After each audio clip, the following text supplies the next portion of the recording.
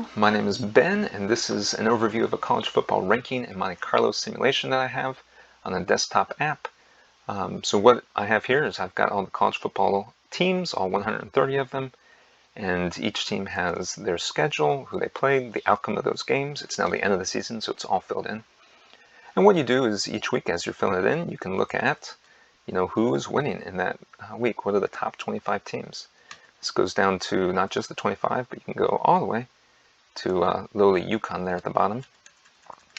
But we can go all the way to the end of the season.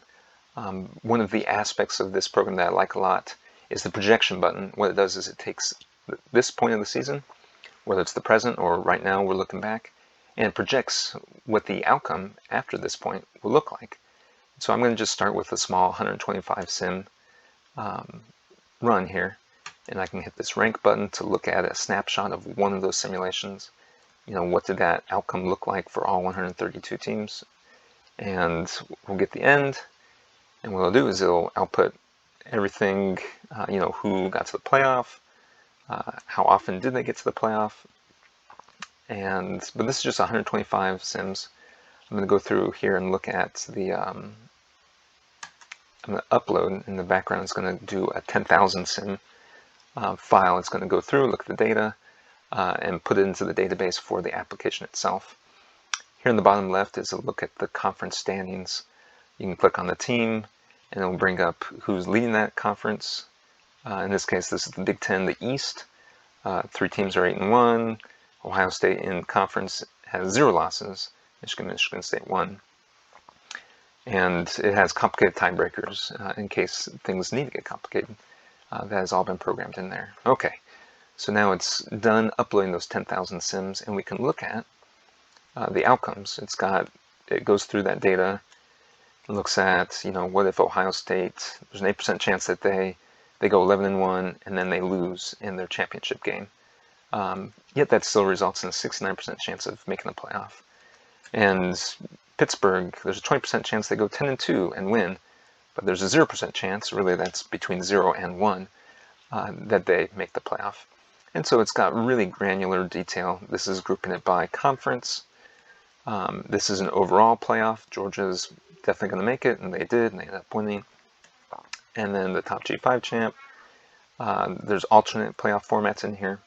And so, yeah, one of the parts I share this with community online, is that it's very accurate. It's more accurate than ESPN's FPI. It's more accurate than 538, which is kind of junk. And yeah, another thing that we can do is we can hit this view button. And what that does is it reads this number and pulls up sim number 125. And now we can look at sim number 125. And there's Georgia 12-0, Alabama 11-1, Ohio State 11-1, Texas San Antonio 12-0. And this algorithm puts them at number 4. We could look at, view number 100, and this shows a different snapshot of what the future might look like from where we're at. Yeah, week 11. Here's UTSA, also undefeated, but now they're 7th because other teams have won and are more deserving. And so it's just allows you to dig through the data and query it as you like. And there's lots of other buttons here that are side projects I'm working on. I think, was this print due? Yeah, this print has the seeding numbers for each of the teams for next year. So when I put in Florida, here's Georgia, here's their initial, kind of default, where they start out. And in that, it goes through a number of calculations, so it's different than either of these numbers. But it's the starting strength. And as the season progresses, even if a team like Ohio State loses, they're not way down at the bottom, and yet that still puts out accurate results. But yeah, that's this application, and I am still working on it. It's always a work in progress.